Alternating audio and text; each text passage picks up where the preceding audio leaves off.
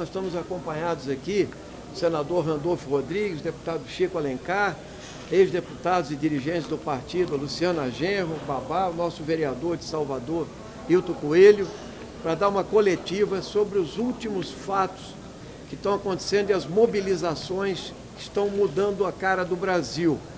Então, em primeiro lugar, nós queríamos dizer que nós estamos saudando a presença popular nas ruas, porque elas são a principal alavanca de mudança social. E a prova disso é que já estão mudando a pauta do Congresso Nacional. Vai se votar no Senado, nesses próximos dias, 10% do PIB para a educação, 10% para a saúde da receita bruta de impostos. PEC 37 irá à pauta hoje à tarde ainda aqui, para ser rejeitada, certamente, a PEC 37. Esse projeto intolerante e reacionário da cura gay virá à pauta semana que vem, e vamos votar também o fim do voto secreto a semana que vem, por proposta do Partido Socialismo e Liberdade. Então, nós queríamos dizer inicialmente que as ruas são muito bem-vindas, entende? Para derrubar barreiras, e a primeira delas é a ideia de que não é mais possível suportar que toda arrecadação de impostos seja dirigida para um grupo de setores da sociedade, que é as empreiteiras, os bancos, o agronegócio, as grandes montadoras de veículos.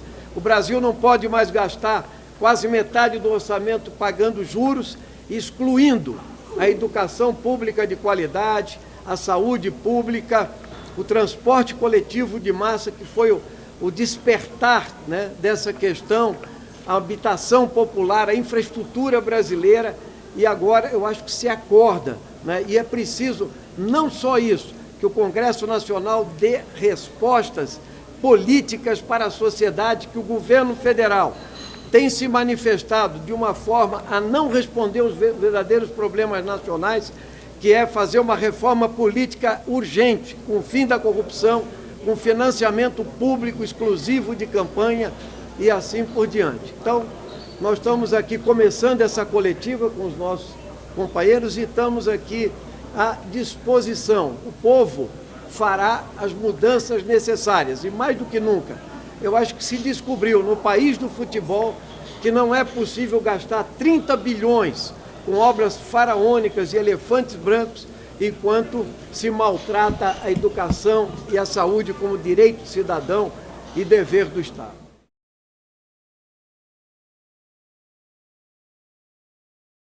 O que as ruas reforçam é, na democracia, com os seus limites, que a nossa nota denuncia, mais democracia.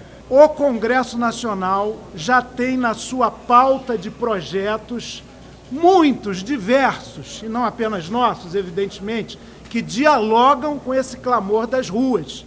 Querer que as ruas tenham interlocutores, comissões que representem as multidões, é raciocinar com padrões talvez já ultrapassados. É evidente que a gente estimula a organização popular e sua representação, aqui negociando, dialogando, pressionando, cobrando, até porque o lobby dos poderosos sempre se fez muito forte aqui. Eles não têm massa para levar para a rua.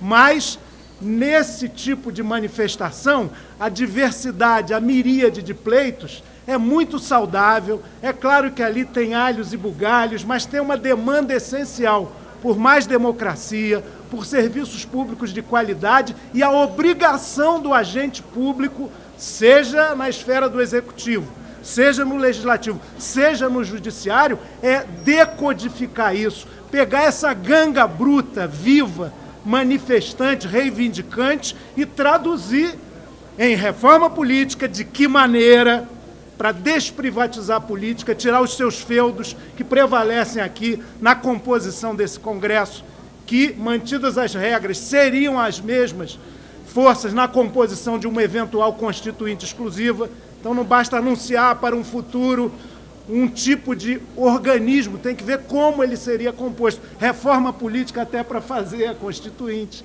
É preciso ver que tem projetos da saúde e da educação.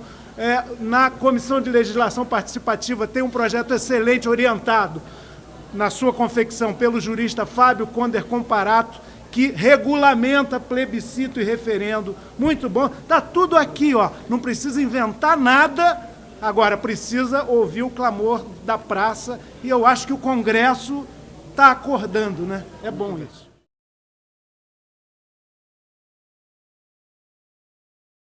A PEC 37 é o desejo manifestado nas ruas de que haja investigação ampla, geral e restrita. Atrás disso está o impedimento da corrupção. Então se enxergou como um abafamento e é por isso que as ruas comandaram. Porque a outra proposta, aprovar a PEC aqui, tinha maioria. E hoje nós temos certeza que ela será derrotada no plenário.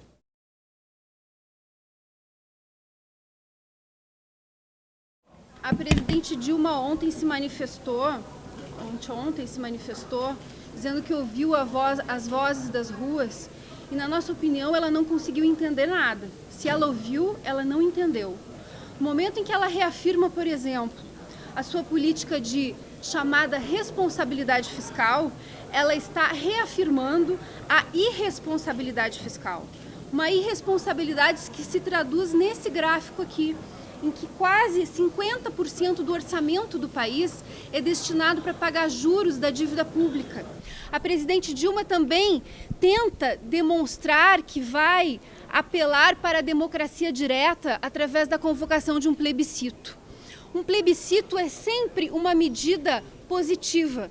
Muito embora um plebiscito para perguntar ao povo se ele quer uma reforma política seja absolutamente inócuo, porque é óbvio que o povo quer uma profunda transformação na política do nosso país.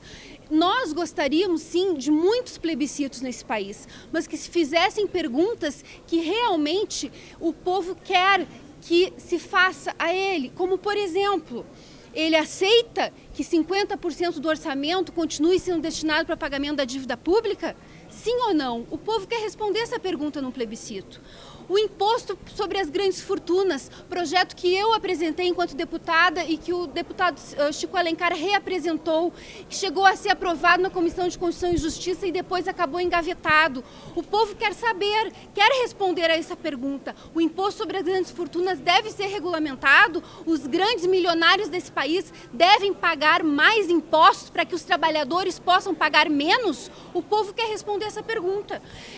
O povo quer responder a pergunta se os mandatos dos políticos, sejam presidente, governadores ou deputados, devem ser revogados quando eles não cumprem as suas promessas. O povo quer responder sim ou não a essa pergunta. O povo quer responder se os professores não deveriam estar ganhando salários iguais aos dos deputados federais. O povo quer responder essa pergunta. Mas essas perguntas o governo não quer fazer. A oposição de direita também não quer fazer. Porque a verdade é que o governo Dilma reproduz aqui as mesmas lógicas da política que o PT, quando era oposição, sempre combateu. E nós do PSOL, com a nossa coerência de sempre, não vamos aceitar nem a continuidade das práticas da velha direita e nem a continuidade das práticas desta velha esquerda que não representa mais os interesses do povo.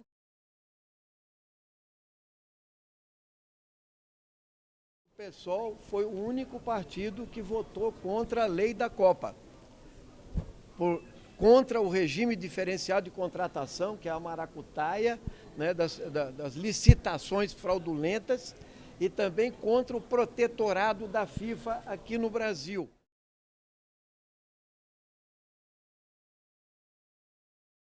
Nós consideramos importante a convocação de uma constituinte exclusiva. Importante, mas não bastante. É necessário que seja respondido os reclames materiais concretos. O fundamental é não tergiversar sobre o que vem das ruas. Vem das ruas reclames concretos de demandas materiais. E estas têm que ser respondidas. Tem que ter resposta, primeiro, para a educação. Para a educação é necessário votar o Plano Nacional de Educação e não com variações, alterando o Plano Nacional de Educação para ter financiamento para a educação privada. É indispensável que seja votado o Plano Nacional de Educação com os 10% do produto interno bruto investido único e exclusivamente em educação pública. É bom que se diga, quando o povo vai às ruas e pede educação e saúde do padrão FIFA, o povo está falando de uma realidade do nosso Sistema Único de Saúde. Há 22 anos, nós implementamos um Sistema Único de Saúde que é, no papel, um dos melhores do mundo.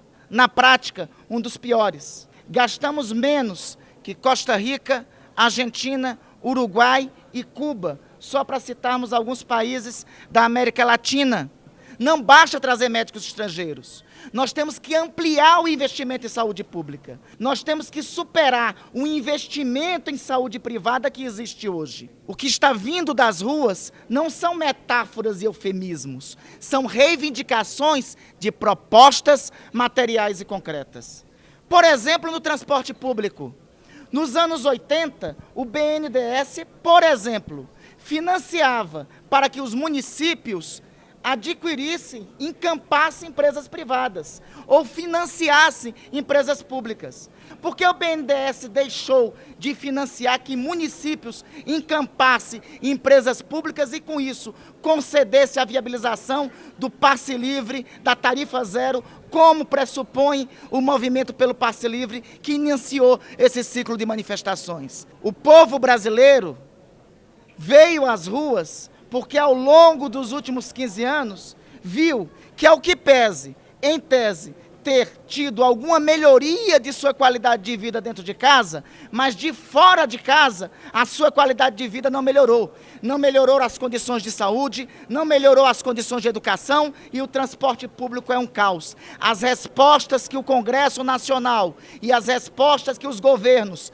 nacional, estaduais e municipais têm que dar é da porta da casa do povo brasileiro para fora. É melhorando o transporte público, garantindo a tarifa zero, voltando o BNDES a criar linhas de financiamento para que os municípios possam criar empresas municipais de transporte público, garantindo tarifa zero a todos os cidadãos, que é possível e é necessário. Votando os 10% para a saúde pública, ampliando de 3% para 7% do produto interno bruto de financiamento da saúde pública, votando os 10% do produto interno bruto para a educação pública, ampliando o financiamento da educação pública e deixando de financiar a educação privada. O povo brasileiro está às ruas porque quer conquistas materiais e concretas e não aceita tergiversações. O povo brasileiro quer as ruas porque quer participação direta e quer a superação da atual classe política.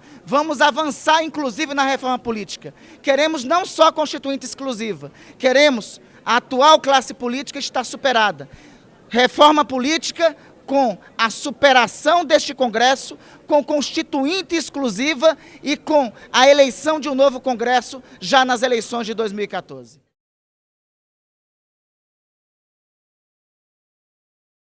Nós queremos aqui denunciar a repressão brutal que vem sendo cometida contra essa juventude, contra o povo nas ruas desse país. E o lamentável de tudo é ver que a ex-guerrilheira Dilma Rousseff coloca a Guarda Nacional para reprimir trabalhadores e jovens, como fez em Minas Gerais. E isso nós consideramos um absurdo. Ela coloca agora a questão do crime hediondo. Eu, quando era deputado federal aqui, apresentei um projeto para transformar o crime de corrupção em crime hediondo, foi arquivado logo na Comissão de Justiça. E nós esperamos, na verdade, que os criminosos sejam colocados na cadeia. E nós esperamos também que os mensaleiros não sejam, mais uma vez, perdoados no Supremo Tribunal Federal. É o que as massas, é o que a juventude espera. E é isso que nós do PSOL também aguardamos.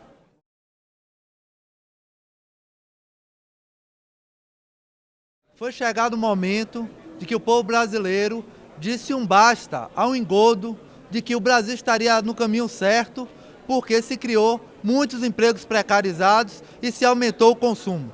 Essa voz das ruas mostra que a população acabou com essa ilusão. Ela viu que o prosseguimento desse modelo, tanto dos governos do PSDB como do PT, não é o caminho certo para resolver os problemas da saúde, da educação, da moradia, da distribuição da terra no nosso país e do transporte coletivo. E é por isso que essa movimentação é tão vigorosa.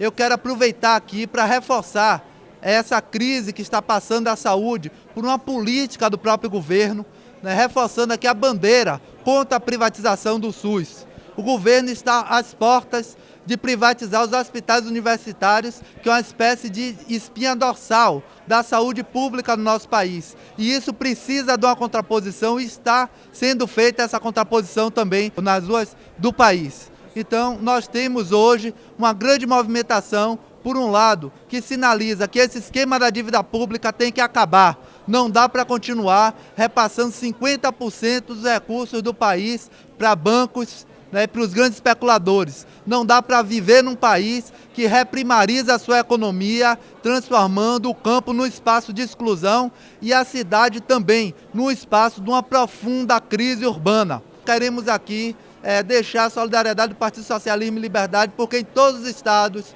concretamente, aqui em Brasília, em todos os estados, o Partido Socialismo e Liberdade está na luta com as dores e com as alegrias do nosso povo.